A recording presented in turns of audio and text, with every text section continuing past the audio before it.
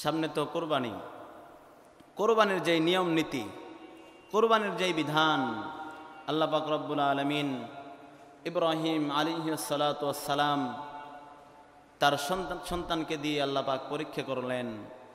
এই কোরবানিটা আল্লাহ পাক রব্বুল আলামিন বান্দাদের উপরে ফরজ করে দিয়েছেন।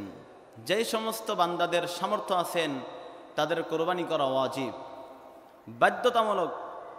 যাদের সামর্থ্য আছে কোরবানি করার জন্য তাদের অবশ্যই অবশ্যই কোরবানি করতেই হবে। যদি আমি আপনি কোরবানি না করি অবশ্যই আল্লাহ পাক রব্বুল আলামিনের কাঠগড়ায় দাঁড়ায়া আমাদের হিসাব দিতে হবে। আমরা কোরবানি করব, কোরবানি করার যেই পদ্ধতি রয়েছে, যেই নিয়ম রয়েছে, একজন, তিনজন, পাঁচজন, সাতজন পর্যন্ত কোরবানি করতে পারবেন, সমস্যা নাই, বাধা নাই। তবে কোরবানির পশুগুলো দেখে কিনতে হবে।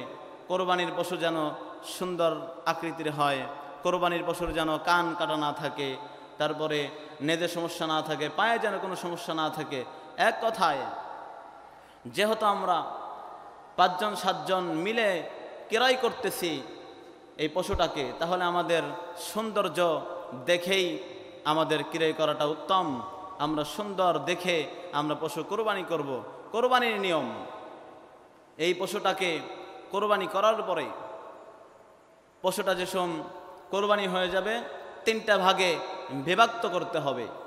করার পরে যেই ব্যক্তি কোরবানি দিয়েছেন তার জন্য এক ভাগ রাখতে হবে, আর দুই ভাগ, একটা ভাগ রাখতে হবে আত্মীয় স্বজনের জন্য, আর একটা ভাগ গরিব মিসকিনদেরকে বিলীন করে দিতে হবে, সুন্দর করে বন্টন করে দিতে হবে।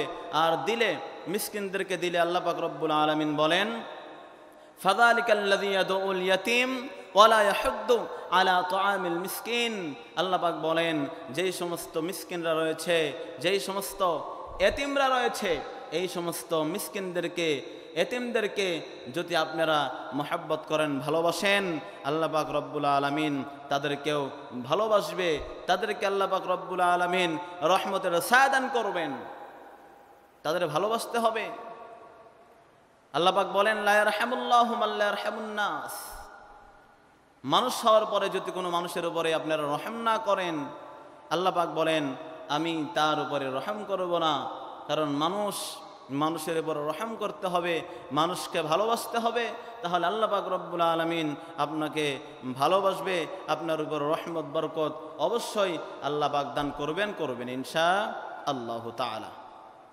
তাহলে আমরা কোরবানি করব, আমাদের কোরবানির নিয়ত থাকতে হবে একটা, যে আমরা কোরবানি করতেছি আমার মাওলাকে স্মরণ করার জন্য, আমার মাওলার উদ্দেশ্যে, আমার মাওলাকে রাজি করার জন্য। কোরবানি আল্লাহ পাক রব্বুল আলামিনের নামেই করতে হবে। যদি আল্লাহর নামে আমরা কোরবানি না করি, এই কোরবানি পূর্ণাঙ্গ হবে না, পরিপূর্ণ হবে না। কেননা আপনি তো আল্লাহর নামে কোরবানি না করে আপনি খাজা বাবার নামে, আপনি বাবার নামে, দরবারের নামে, পীরের নামে, ল্যাংটা বাবার নামে আপনি কোরবানি করবেন, এই কোরবানি গ্রহণযোগ্য হবে না, আল্লাহ পাকের দরবার পর্যন্ত পৌঁছবে না। কথা বলেন ঠিক কি না? বাজানের আমার ভাইরা আমার, কোরবানি বছরে একবারই আসে। এই কোরবানিটা আপনি করতেছেন, ফাওয়াইলুল লিল মুসাল্লিন। আপনি যে কোরবানি করতেছেন আপনার চতুর্দিকে চিন্তা করতে হবে যে আসলে আমি মসজিদের মুসল্লি কিনা, আমি নামাজ পড়ি কিনা। আপনি যদি নামাজ না পড়েন তাহলে আপনার কোরবানি কতটুক পর্যন্ত হবে, আপনার এই বিধান জানতে হবে, আপনার এই বিধান মানতে হবে। আপনি কোরবানি করবেন, আপনি নামাজ পড়বেন না, আপনি সালাত আদায় করবেন না, আপনার কোরবানি কি আদৌ আল্লাহর কাছে পৌঁছবে? কারণ আল্লাহ পাক রব্বুল আলামিন বলেছেন, যারা নামাজ পড়বে না, যাদের কপালে সিজদা নাই, তারা ঈমান নাই। যে নামাজ পড়বে না তারা ঈমান থাকবে না, যারা ঈমান থাকবে না আল্লাহর জান্নাত তার জন্য হতে পারে না। কথা বলেন ঠিক কিনা? যার কপালে সিজদা নাই সে তো গাফেল, সে তো মুনাফিক, সে তো বেঈমান। আল্লাহ পাক রব্বুল আলামিন বলেছেন, মুমিনের মধ্যে আর কাফেরের মধ্যে দুইটা রয়েছে, এর মধ্যে রয়েছে মুমিন আর কাফেরের মধ্যে পার্থক্য নামাজ। যারা সালাত আদায় করবে না সে ব্যক্তি কখনো মুমিন হতে পারবে না। আর যে বান্দা মুমিন হতে পারবে না তার জন্য কিসের কোরবানি? আপনার সামর্থ্য থাকতে পারে, অনেক টাকা পয়সার মালিক আপনি হতে পারেন, আপনি নামাজ আদায় করেন না, সালাত আপনি আদায় করেন না, এতে করে নামাজ আদায় করার না কারণে আল্লাহ পাক রব্বুল আলামিন আপনার কোরবানিকেও কবুল করবে না। এই তো শর্ত। কিছু শর্ত আছে, যারা কোরবানির গরু কিনতেছেন, এই 5 জন 7 জন মিলে একজনও দিচ্ছেন, এর মধ্যে আপনার চিন্তা করতে হবে যে এর মধ্যে আমাদের হালাল টাকা আছে কিনা, এর মধ্যে হারাম রয়েছে কিনা। অনেকেই আমাদের এলাকার মধ্যে, সমাজের মধ্যে অনেক সুদখোর আছে, আছে না? অনেক সুদখোর আছে, অনেক ঘুষখোর আছে, অনেক চাঁদাবাজ আছে, অনেক মানুষের উপরে জুলুম করতেছেন। সুদখোরদের কোরবানি আল্লাহর কাছে বুঝবে না।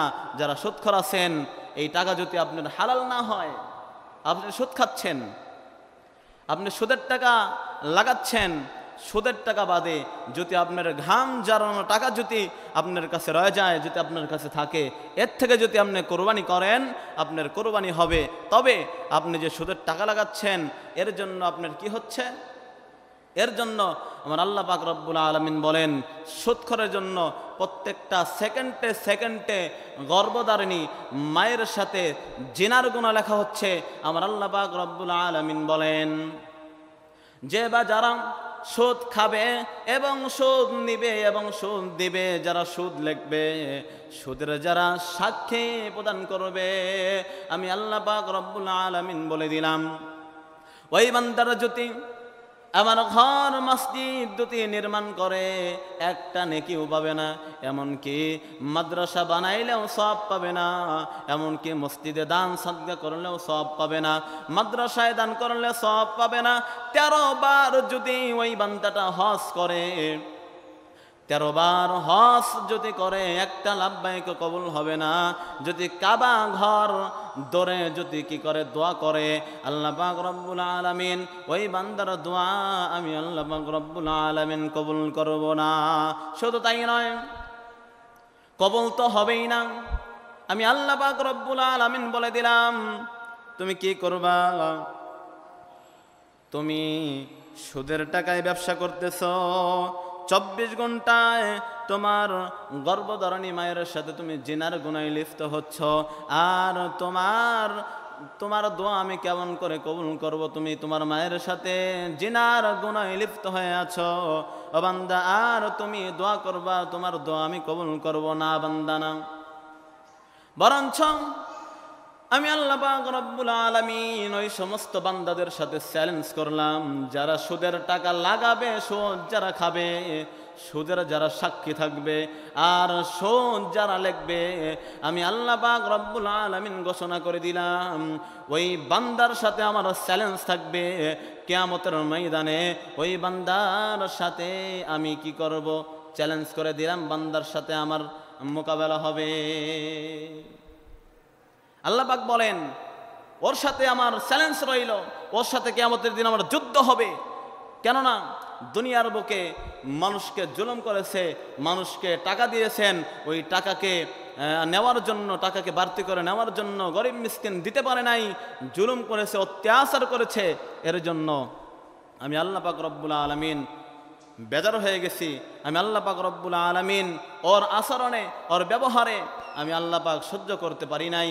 সুতরাং এই সমস্ত বান্দাদের কোরবানি হবে না, এই সমস্ত বান্দাদের সালাত আদায় হবে না, এই সমস্ত বান্দারা যাকাত দিলে যাকাত আদায় হবে না, এই সমস্ত বান্দারা রোজা করলে, এই সমস্ত বান্দারা যদি আমাকে আমার ইবাদত বন্দেগী অল টাইম করে, যতক্ষণ সুদ ছাড়বে না, যতক্ষণ ঘুষ ছাড়বে না, যতক্ষণ কি করবে না, সুদ ঘুষ ছাড়বে না, ততক্ষণ পর্যন্ত আমি আল্লাহ পাক রব্বুল আলামিন ওদের ইবাদত বন্দেগী কবুল করব না। কথা বলেন ঠিক কিনা?